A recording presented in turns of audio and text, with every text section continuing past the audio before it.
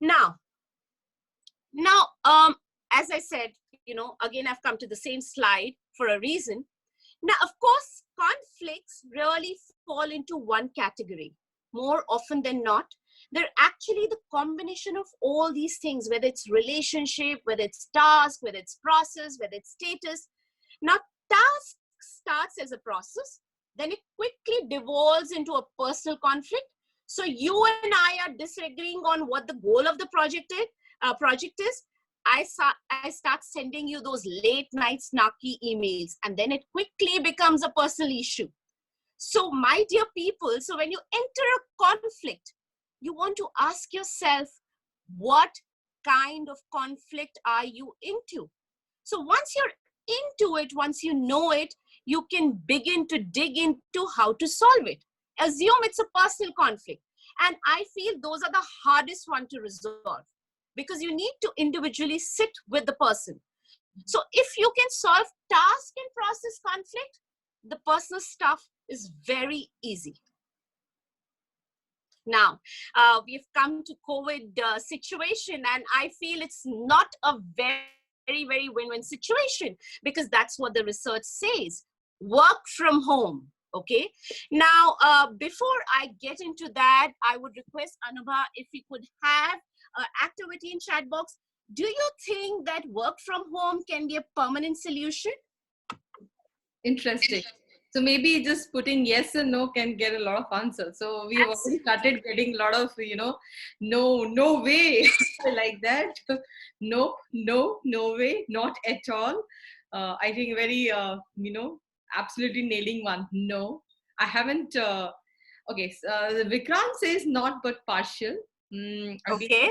Have we got any yes in the thing? Honestly, we haven't got yes as of now. Fantastic. So they are in the sync with my kind of thinking. So I'm absolutely amazed. Thank you so much, Anubha. So let me go and go further and explain on this. Yeah. I too feel that it's not a win-win situation to work from home.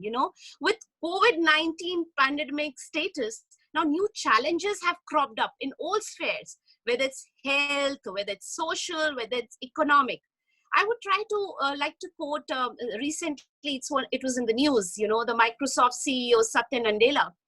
And he says that, he said that certain tech companies like Twitter, they prefer the employee to work from home forever, but not us, and he said he has warned that making remote work permanent could have serious consequences for social interaction, mental health for workers, as virtual video calls cannot, my dear people, cannot replace in-person meetings. In an interaction with the New York Times recently, Nadella said, that an all remote setup would be replacing one dogma with another dogma. And I completely agree with it. Because this is mainly because it's a perpetual state of work from home poses a host of challenges, according to me, to both the employees and the employers. Now, with the domestic space now functioning as a workplace, it is becoming increasingly difficult to maintain a work-life balance. The lack of physical boundaries between the, otherwise the two separates environment impacts both the work as well as family dynamics. Now, experts have described this phenomena as role blurring, they would call it. Now, what is this role blurring? Role blurring is an experience of confusion or difficulty in distinguishing one's work from one's family roles in a given setting, in which these roles are seen as highly integrated, such as doing paid work at home. And researchers have also found out that, it creates a lot of work-life conflicts, especially among those with high-pressure jobs. And working from home, constantly demanding job, you have to remain available all the time. I'm sure you all will agree with that. And this has led to, higher anxiety, more sleepless nights for individuals, because they have difficult time completing tasks outside the work. And even especially for the women employees, because work from home is becoming a hindrance. That's what the research shows, because they are doing the household chores along with the work, along with the work pressures. So it's becoming very difficult. So the individual is going through his personal conflict. What kind of a conflict? It can be related to physical infrastructure, the technological infrastructure, the environmental factors, the home conditions. Some of the people would be just, living in a 1 BHK. So in that 1 BHK where, I can talk about bachelors where he just has a cushion or something and he's sitting on it and it's just next to the bed. How long can he sit for hours and hours together? It's not possible at all. And Indian companies as such, we are not built to adapt to that work from home policy because of the infrastructural cost. A large number of employees don't have proper workstations at home, let alone Wi-Fi. This is why the lockdown has left companies scrambling to provide resources to employees. In fact, internet service providers are, facing a lot of them, they've witnessed actually a major spike in the demand for dongles because companies have made bulk purchases in that. When I come to organizational challenges, there's a conflict again. Organizations are facing a lot of challenges, whether it's relative to business continuity, though they're providing the requisite tools and infrastructure, but how much and till when? Data protection is an issue again because you are not working in an office environment where things are being looked after by the back end. You're working at your homes, which is not a very secure environment. So it's an insecure environment. So there is the chances of cyber attack or phishing, which are real-time risks. Though, again, organizations are doing their best to do something about it. But how long?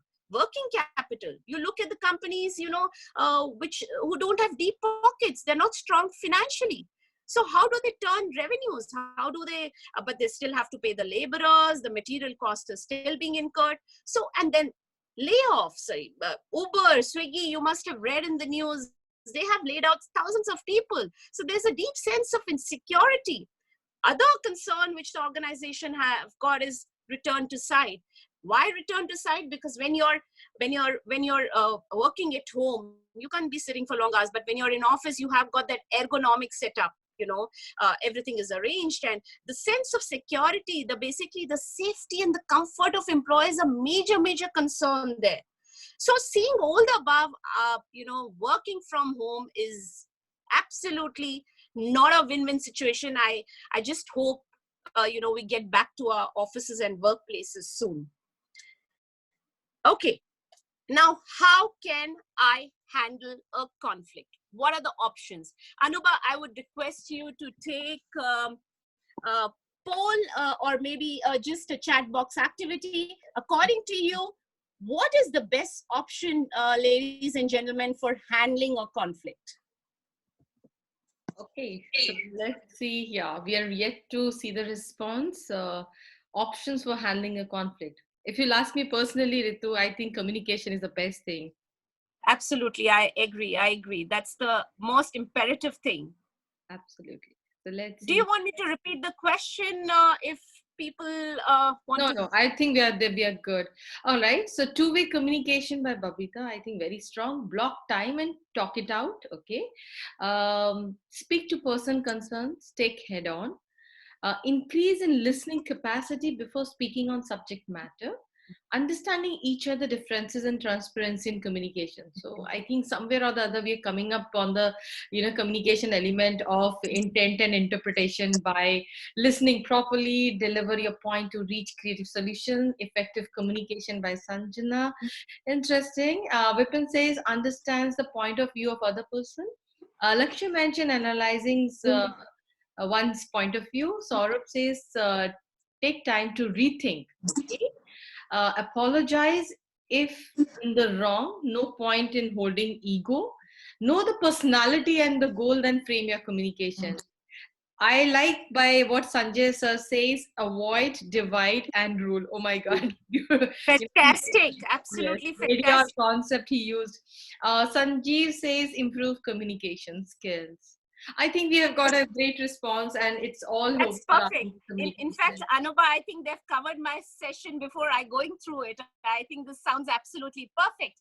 And I I love somebody had said that, increase listening capacity. And Anuba, you mentioned about communication. I think that's the most imperative thing if you have to handle a conflict. So I would just put it in a very simple way. So if conflict comes my way, if it just comes a disagreement, I would first thing, maybe I would just, do nothing.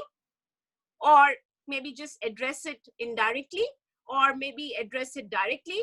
Or if I feel that it cannot be solved, though, I would just leave it and just exit the relationship. Let me explain to you all this. So Ritu, there is Now, one very interesting insight we have got, the campaign what right, Nescafe runs. It says बात yes, करने से बात बनती है. I think very well lovely, said, lovely, also, lovely. Absolutely, yes. absolutely. Now, we do all this time. In other words, when we say do nothing, we do this all the time. Use the word lump it. You get a snarky mail and someone says something which undermines your authority. You just ignore it and you just move on. And trust me, it's a great option if you don't have much power in that situation. Dealing with someone who is unreasonable, or if you feel you're making a big deal of it, it makes things worse. Now, if you have to address something indirectly, okay, if you have to address something indirectly, that means dealing with somebody who is unreasonable and he is, an extreme conflict avoider, talking to a third party who can intervene on your behalf is completely acceptable. This is also good for an organization where saving faces is really, really important. Like I just suppose if you have to make somebody understand this, you can just give an example indirectly. In my previous job, there was this incident and I didn't get along. We were not matching up to the same agreement. So this is how, just quote some example from your own life, but not directly telling the person. That really helps. And also, when you want to address things directly, the best thing is to just hash it out. Sit across the table. You can take the person out for a coffee if you feel he's a seeker, because his approach would be more aggressive. So take him out for a coffee, just sit and just talk to him. And otherwise, if things don't work, then often, getting a new boss, new teammate, that's very difficult. That's a last resort. So you don't have to think about it. You may have to then stop interacting with that person. That's what I feel. Now, how do you, when you have a conflict, how do you buy yourself some time? Do you walk away? Do you ask for a break? Or what do you do? Now, you have to pay attention to what I'm trying to tell you. You have to put a distance to your reaction. And what is the distance to your reaction in the situation? That means your impulsive action. I am talking as if you have all the time in the world. If someone is yelling, things are really heated, it's okay to walk away. Ask for a break. Just tell them, just give me some time and I'll be back with you. And don't send any emails when you are in that kind of a position. Don't send any